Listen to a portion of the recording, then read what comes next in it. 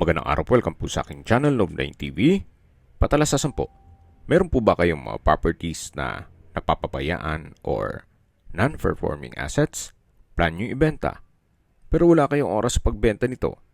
Kung ito'y pagkakatiwala nyo po sa amin, tawag lang po kayo sa aking numero, usap po tayo, gawin ko po ng video for free. Yes, libre po, wala po kayong babayaran. Tutulungan pa namin kayong mabenta ang inyong property. Kami na po bala sa marketing, sa boosting or paid ads. Even sa tripping, hindi na po kayo mapapagod sa pag-entertain ng mga buyers. Kami na po bala sa lahat. Tawag lang po kayo. Meron po tayong bagong video presentation, isang residential property na 4-story house. Ito po'y napakalapit lang sa Tagaytay. Nasa loob po ito ng isang exclusive subdivision na meron pong complete amenities gaya ng clubhouse, park and playground, basketball court, swimming pool, at 24 hours po ang security. Ito po'y nasa mataas na lugar. Ang estimated elevation above sea level ay 2,000 feet. Kaya ito pong bahay ay meron pong overlooking view ng Taal Lake at Volcano. Dito po sa likod ng bahay ay napakalaki pa ng espasyo o bakanting lote na kung saan pwede po kayo maglagay ng swimming pool. Yan po yung property line. May concrete fence na po yan. Paikot ng buong property. May lot area po ito na 370 square meters at may floor area na 359 square meters. Titulado, buhay po ang may-ari. Kaya wala po kayong maging problema sa documentation o sa transfer ng title. Dito po sa ground floor ay yung dining area, formal kitchen, may receiving area, at tungkol naman po sa mga kagamitan, pwede daw pong pag-usapan ni owner. Pero sa ngayon, lahat pong furnishings ay hindi po kasama sa magiging presyo nito. Kung may ilang magustuhan ninyo, pwede nating i-negotiate. Dito naman po yung formal kitchen. May kitchen countertop, gas range, range hood, kitchen window, wall-mounted kitchen cabinets, at storage ng kitchen utensils. Meron din pong kitchen drawer. Ito naman po yung maid's room. Sa ngayon, ginawa po nilang stock room. Katabi lang po nito yung under stairs na pantry or storage na kung saan dito na rin po yung mga circuit breaker. May wooden shelves, then tile flooring at may ilaw na rin po dito. Marami din po kayong pwedeng mailagay na kagamitan dyan. Then naka wooden door din po. Ito po yung hagdan. Mamaya po akyat tayo dyan. Yan po yung receiving area. Then dito naman po yung common toilet and bath na kung saan ito yung naka-tile bathroom wall. May shower curtain, hand wash basin, water closet with bidet, at may bathroom window. Ito po ulit yung dining area. May ceiling fan. Then sa dulo po yung access door papunta sa likod ng bahay. Yan po yung countertop. At ito naman po yung access door na papunta na dito sa dirty kitchen o service area. Naka-tile flooring at naka-enclose po yan. Then yan naman po yung stock room. Malaki naman po ang espasyo dito. At dito naman po yung extension o covered area ng service area o laundry area. Ito po yung access door. At mula po dito matatanaw naman natin yung likod ng bahay. So covered din ito. Then may garden set sa dulo kung saan doon tayo nag-start ng video. Ito po ulit yung service area o dirty kitchen. Then sa dulo yung stock room. Ito po yung aluminum screen door na access naman dito sa may dining area at formal kitchen. Yan po ulit yung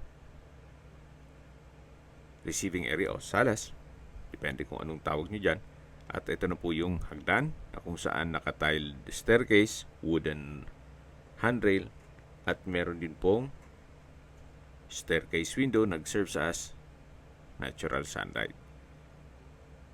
Nandito na po tayo sa second floor. So dito po sa second floor ay yung mga kwarto. Ito po yung first bedroom. Malaki naman ang spasyo. Meron pong malaking glass window. Then meron pong access sa balkonahe. At may sariling toilet and bath. Meron pong his and hers vanity. May bathroom countertop. Bathroom cabinet. Vanity mirror. Shower enclosure. Ito po yung dual entry or Jack and Jill dun sa kabilang kwarto. Dito po yung water closet with bidet. May bathroom window. At balik po ulit tayo dito sa kwarto. Ito po yung tinutukoy ko na balkonahe. Yan po yung property line. Then meron lang pong dahon ng palm tree dito. Pero matatanaw naman yung likod ng bahay. Balik po tayo dito sa kwarto. Meron pong wardrobe. May ceiling fan. Sa pintura ng ceiling at wall, kung hindi naman maselan, pwede pa po. Maayos pa po siya. Then mayroon na rin po palang window type aircon. Ito naman po yung kabilang kwarto. May ceiling fan. Halos same size lang po sila. Then sa pintura ng ceiling at wall, maayos naman. May window type aircon. Then may customized window glass. At ito naman po yung walk-in closet. At katabi lang po nito yung access door dun sa sharing na banyo or Jack and Jill. Yan po yung shower enclosure. So ito po yung pangalawang kwarto. At lalabas na po tayo para check natin yung ibang parte nitong bahay. So ito naman yung pangatlong kwarto. Sa spasyo, halos pares lang po nung mga nauna. Then meron pong window type aircon, then glass window, at may sariling toilet and bath. Yan po yung pangatlong kwarto. Halos to maximize po nila yung space kasi dito sa dulo ay ginawa nilang walk-in closet na meron pong mga wooden rack. Dito po sa second floor ay meron pong tatlong kwarto. Matatanong natin yung hagdan at akyat po tayo. Samahan niyo po ako. Meron po ulit staircase window. May curtain. Then ito pong staircase ay naka-tile flooring din po at naka-wooden handrail. Dito naman po sa third floor ay yung main door. Ito po yung main door at paglabas po natin may aluminum screen door. Then yung covered na garahe o carport. Kakasya po ang dalawang sasakyan. Sa taas po ng garahe ay yung mismong malaking balkonahe. So yan po yung frontage. Then meron din pong covered lanay. At sa dulo po ay meron pong maliit na hagdan na papunta naman sa likod ng bahay. Balik na po ulit tayo dito sa loob. At mula po dito sa main door at garahe, dito naman po yung third floor na meron pong dining area. Then meron din pong maliit na kwarto. At dito naman po nakapwesto yung living area o salas. Na napakalaki po ng espasyo. Sa mababanggit ko pong presyo ay hindi po kasama ang mga kagamitan. Mamaya po sa dulo pati ng video pag-usapan natin ang presyo nito. Ito po yung access door na papunta naman dito sa balkonahe na kung saan napakaganda po ng tanawin. Napakaaliwalas. Tahimik ang lugar, sariwa ang hangin, at malamig po ang klima. Tanaw na tanaw po ang Taal Lake at Volcano, pati po Mount Makulot. Yan po yung likod ng bahay. Napakaraki pa po ng espasyo.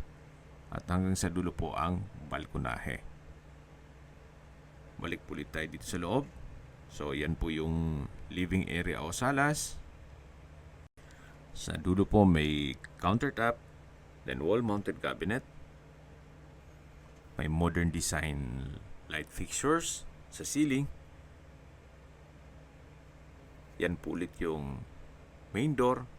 At dito naman po yung isang kwarto. Na kung saan sa likod po niyan ay yung garahe. So, pwede po itong maging guest room. At labas po tayo. Yan po ulit yung dining area. Ito yung main door. At ito naman po yung powder room.